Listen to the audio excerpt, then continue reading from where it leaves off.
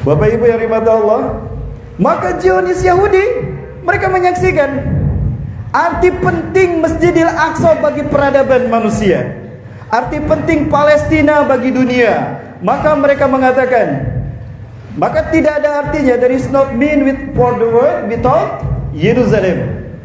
Tidak artinya dunia tanpa Yerusalem, dan tidak artinya Yerusalem tanpa Haikal Solomon. Maka dengan program Y2K, Year of the Yehuda Kingdom, milenium ketiga mereka lakukan, mereka yakini adalah tahun bagi berdirinya istana raja mereka. Siapa raja mereka? Mesayah bagi mereka, Dajjal bagi kita. Ini adalah pertemuan Benyamin Netanyahu, Perdana Menteri Israel sebelum yang sekarang. Dia bertemu dengan Rabi tertinggi Yahudi. Kepada Rabi itu Benyamin Netanyahu berkata, Rabi itu berkata kepada Benyamin Netanyahu tentang Dajjal. Ini Bapak Ibu saya perlihatkan pertemuan Benyamin Netanyahu dengan Rabi tertinggi Yahudi. Dia mengatakan kepada Benyamin Netanyahu untuk melakukan percepatan. Ini dia Bapak Ibu.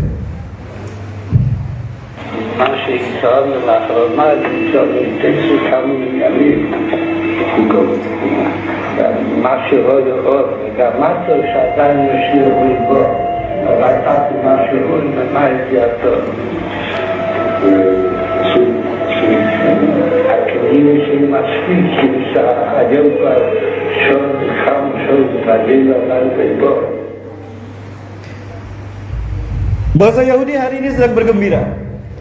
Kenapa mereka bergembira? Karena tanda dari Mesayah akan datang. Sekali lagi, Mesayah bagi mereka, bagi kita Dajjal.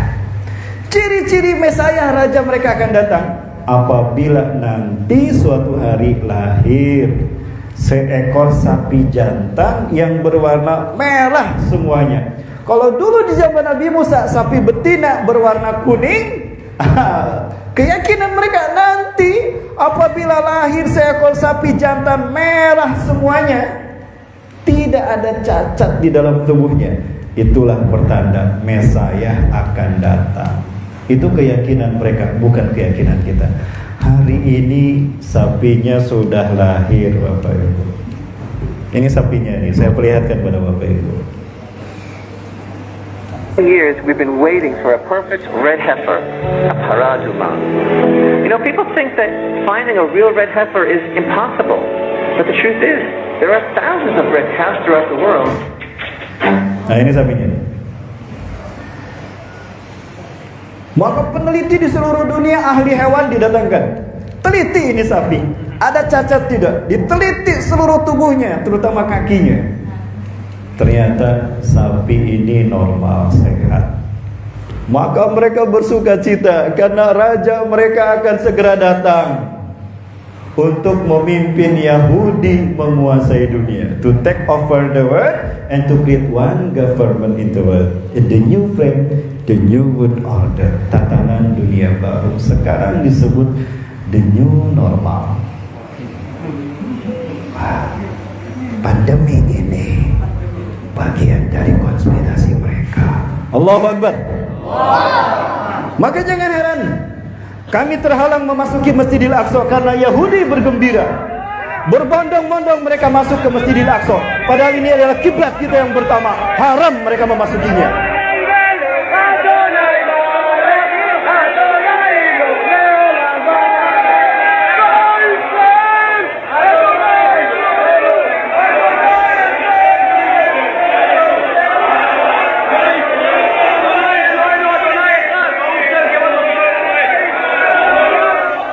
Mereka menyuarakan yel-yel kebangkitan Mesaya. Hidup Zionis, selamat Zionis, datanglah Mesaya, pimpinlah kami menguasai dunia. Dan yang datang para pemuda. Saya menangis Bapak Ibu. Mana pemuda-pemudi Muslim? Mana pemuda-pemudi Indonesia? Bukankah kita yang harusnya menguasai masjid ini? Maka demi Allah, kami tidak akan pernah berhenti mengingatkan para kaum muslimin, saudara-saudara kami. Kami sudah berkeliling Indonesia Bapak Ibu, sampai 0 km Alhamdulillah 0 km Aceh, Sabang. Kami ingatkan Muslim Sabang, Indonesia paling ujung, bahwa kita punya tugas besar merebut negeri para nabi dan rasul, Masjidil Aqsa dan Palestina dari Yahudi, dan menegakkan tauhid di sana, salat berjamaah di sana. Maka saya berharap para pemuda pejuang subuh nanti endingnya salat subuh di Masjidil Aqsa. Allahu Akbar. Siap?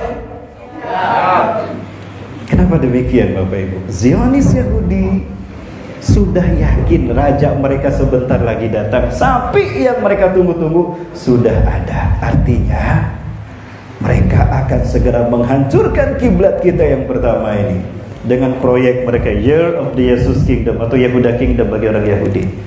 Mereka akan ciptakan pemerintahan tunggal dunia. Mereka ciptakan sistem politik dunia, demokrasi.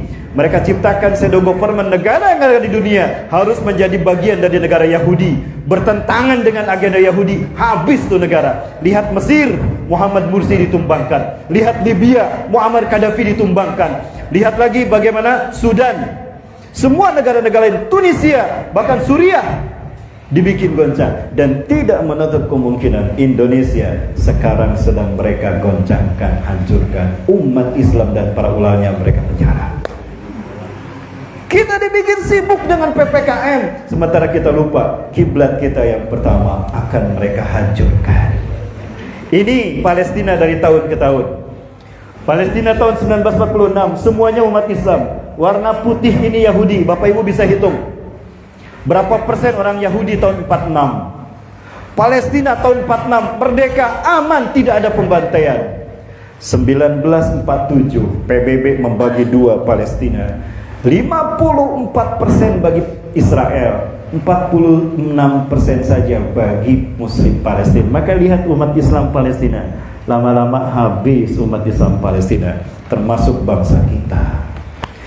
Jika bangsa asing datang ke tanah air dibiarkan tanpa dijaga dan tidak ditanya mau ngapain, sekarang jumlahnya sudah banyak, maka tidak menutup kemungkinan nasib umat Islam Indonesia seperti Palestina, diambil sama Israel. Demi Allah, dari 12 provinsi di Palestina, 11 sudah dikuasai Israel.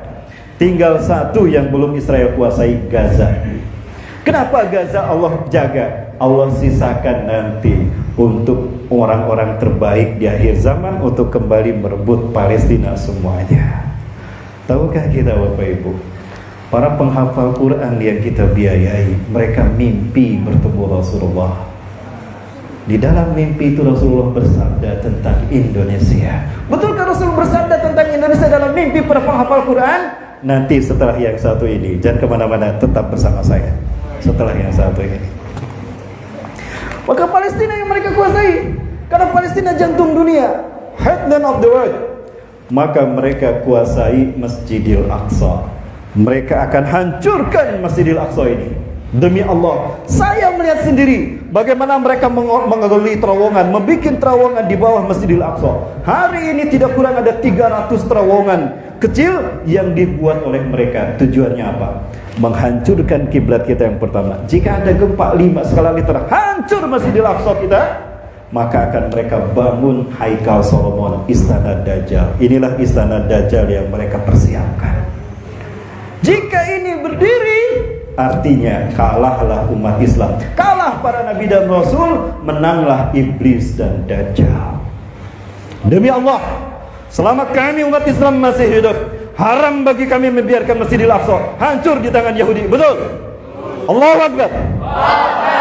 Lebih baik kita berjuang dengan darah dan nyawa kita, harta kita, menyelamatkan dan merebut Masjidil Aqsa dari Yahudi, ketimbang dia hancur dan mereka jadikan sebagai Haikal Solomon. Demi Allah, Allah akan menjaganya. Demi Allah Bapak sekalian, 5 remaja penghafal Quran, mereka mimpi bertemu Rasulullah SAW. Itulah kenapa kita konsen Palestina. Ini adalah anak-anak penghafal Quran, anak-anak yatim piatu di Palestina, Gaza. Kita biayai mereka.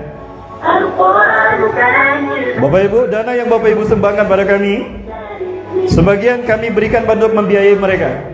Mereka anak yatim yang orang tuanya sudah dibunuh Yahudi, rumah mereka hancur.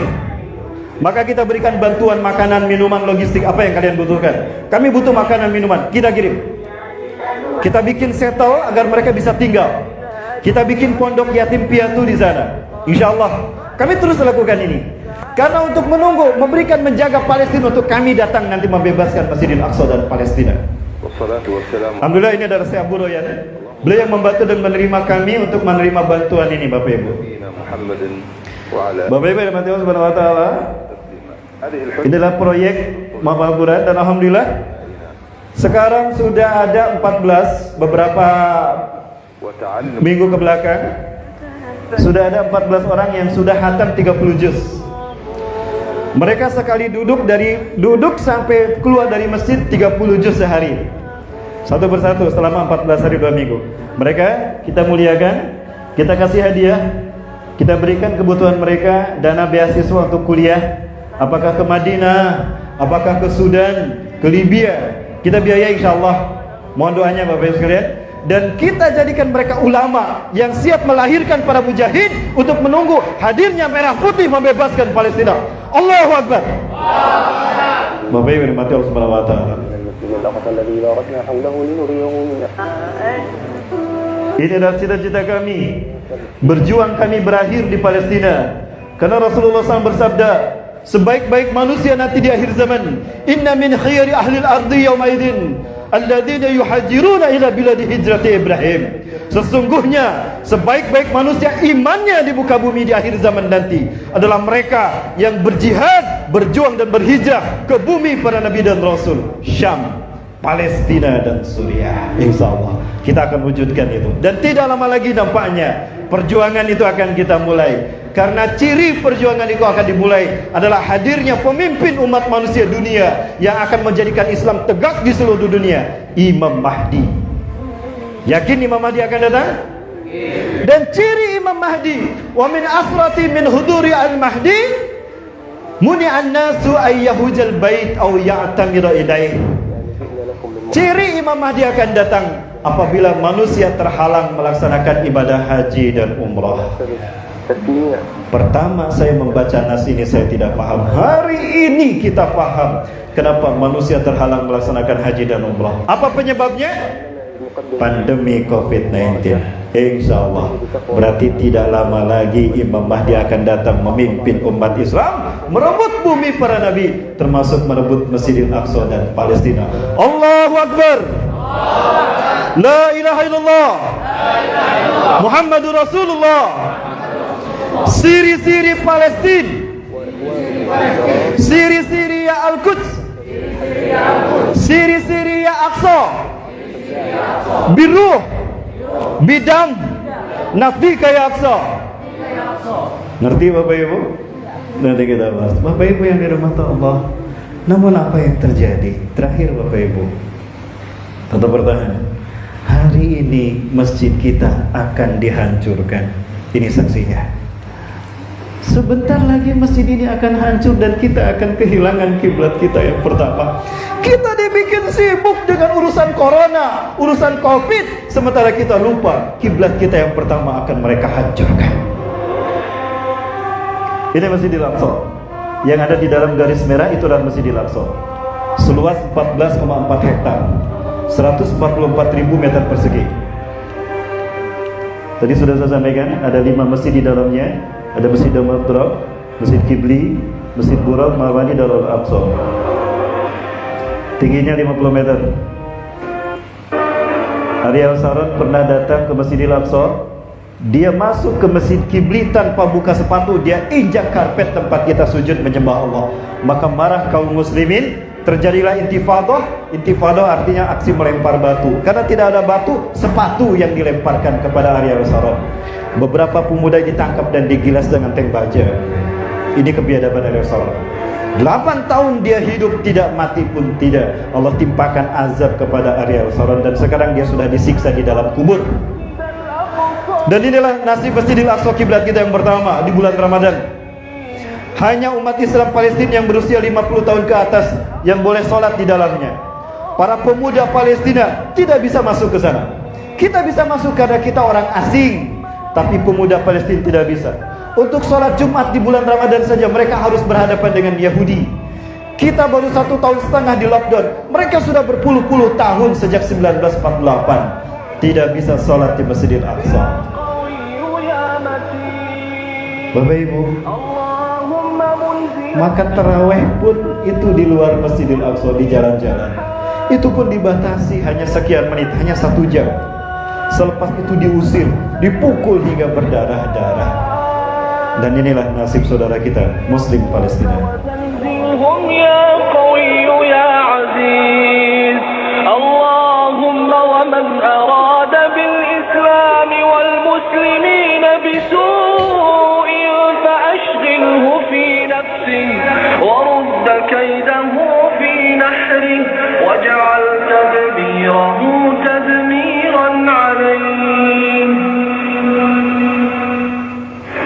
إذا زلزلت الأرض زلزالها وأخرجت الأرض أثقالها وقال الإنسان ما لها يومئذ تحدث أخبارها بأن ربك أوحى لها يومئذ ينظر الناس أشتاتا ليروا أعمالهم فمن يعمل مثقال ذرة خيرا يره ومن يعمل مثقال ذرة شرا يره.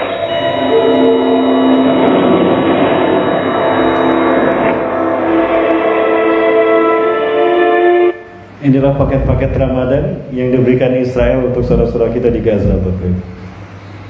Paket yang memisahkan mereka dari dunia ini menuju ke akhirat.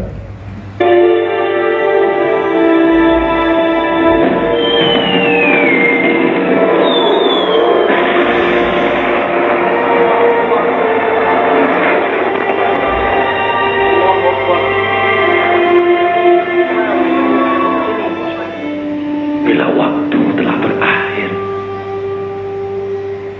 tak sempat lagi kita memeluk orang-orang yang kita sayangi dalam hidup kita. Tak sempat lagi kita utarakan isi hati kita yang sebenarnya. Tak lagi sempat beramal, tak lagi sempat berbuat banyak. Bila waktu telah berakhir, tak ada yang mau ikut kita ke dalam kubur. Hanya amal yang nyata yang kita kerjakan dalam hari-hari yang menjadi teman sejati kita. Bila waktu telah berakhir, لو كان النبي صلى الله عليه وسلم بيننا الآن شارقة الوليدة شارقة مشكلة والله مش عندي مسلم شو أنا في دولة السلام Maha benar Allah yang telah mengutus Rasulullah SAW yang tidak pernah berdusta. Beliau pernah mengatakan tentang nasib umat Islam di akhir zaman. Yusiku an tada'alaikumul umam kama tada'at akalatu ila qas'atiha. Aku khawatirkan kalian akan dimangsa oleh bangsa-bangsa di dunia seperti hidangan yang ada di atas meja dimangsa oleh para pemangsanya. Kita umat Islam sekarang bagaikan hidangan, Bapak Ibu. Kita sudah dipecah-pecah seperti kue lapis, lalu dikuasai oleh mereka, lalu diadu domba dan diperangi, padahal kita mayoritas. Di sekeliling Palestina ada 300 juta umat Islam Arab. Jangankan dengan berperang, kencing barang-barang saja 300 juta umat Islam itu tenggelam tuh 5 juta Yahudi. Di Palestina cuma ada 5 juta Yahudi. Tapi bagaimana bisa? Tidak masuk di akal saya 5 juta Yahudi bisa mengalahkan 300 juta umat Islam. Masuk di akal tidak? Kenapa mereka 5 juta bisa mengalahkan 300 juta umat Islam Arab? Karena umat Islam Arab dipecah belah, lalu diperangi. Divide et impera. Begitu umat Islam Indonesia hari ini. Datang mereka menguasai kita. Kita tidak bisa ngapa-ngapain karena kita dipecah belah. Dipecah belah dalam multi ormas, orpol, sekte, madhab. Ingat ya wafillah, kita bersaudara. Iman kita membuat kita ummatan wahidah, betul? Bangkitlah wahai saudaraku, bangunlah, sambut kemenangan Islam. Kita bebaskan Palestina dari Yahudi, dan kita rebut Masjidil Aqsa dengan darah dan nyawa kita. Siap? Allahu Akbar. Bapak Ibu sekalian yang dirahmati Allah, tegakkah kita menyaksikan saudara kita seperti itu? Takutlah kita dengan hadis Rasulullah SAW, man istayqadha wa lam yahtam li amril muslim falaysa minni. Siapa yang bangun di pagi hari dan tidak terbesit kepedulian kepada nasib saudaranya, apalagi di Palestina. Mereka hidup nyaman. Ingat, nyamannya kita hidup di negara kita, tentramnya kita di tembilahan, akan Allah hisab di hadapan Allah nanti. Allah akan bertanya, apa yang sudah kau lakukan untuk Palestina? Untuk membela negeri para nabi, untuk membela kiblatmu yang pertama, untuk menyelamatkan kehormatan saudara-saudaramu. Maka siapkan jawaban kita nanti. Kalau bukan hari ini kita berjuang untuk bisa menjawab apa yang kita lakukan. Rasulullah bersabda, siapa yang bangun di pagi hari dan tidak peduli kepada nasib umatku, dia bukan umatku. Siapkan jawaban yang terbaik Bapak Ibu, untuk membuktikan kita siap membebaskan para nabi dan rasul. Berikutnya Ustaz Dandi akan menyampaikan sesuatu. Bapak Ibu, sekali lagi saya ingatkan, Palestina mereka menyumbang hartanya dulu Bapak Ibu untuk membantu kemerdekaan kita. Jangan lupa, kita bisa merdeka dengan izin Allah. Ada bantuan Palestina. Dulu Palestina mengumpulkan harta membantu kemerdekaan kita. Ini cintanya mereka. Mereka yakin Indonesia yang akan membebaskan mereka. Lihat betapa besar cinta mereka menyambut kedatangan kita. Syekh Amin Al-Husaini, beliau adalah cucu Rasulullah SAW. Beliau mengingatkan dalam mimpinya, beliau bertemu Rasulullah. Kalau di dalam mimpinya Rasulullah bersabda, ya ahla Syam, ya ahla Gaza, innal ladina sayuharrikum min zulmil yahud wa yu'aduna al-quds ala rihabikum ila rihabikum ikhwatukumul muslimun al-Indonesia. Wahai penduduk Gaza, wahai penduduk Syam, sesungguhnya bangsa yang akan memerdekakan kalian dari kezaliman Yahudi dan akan mengembalikan Al-Quds ke tangan kalian adalah saudara muslim kalian Indonesia. Allahu Akbar. Maka mereka membantu kita. Ini orang paling kaya di Palestina, Syekh Ali Thohir. Beliau ambil uangnya di bank, nih berikan kepada rakyat Indonesia. Ambil, gunakan untuk memerdekakan bangsa kalian. Lalu apa yang kita sumbangkan untuk Palestina? Hari ini mereka masih dijajah. Ini para petinggi bangsa kita yang diundang ke sana untuk menerima bantuan dari Palestina. Dan Palestina adalah negara pertama yang mengucapkan selamat atas kemerdekaan NKRI. Begitu selesai naskah proklamasi dibacakan, Syekh Amin Al-Husaini ucapkan selamat atas kemerdekaan kalian. Nikmat dari Allah. Palestina negara pertama yang mengakui kemerdekaan Indonesia. Sekali lagi, Palestina masih dijajah. Mereka belum merdeka. Mereka menunggu kehadiran kita untuk memerdekakan dan memperjuangkannya.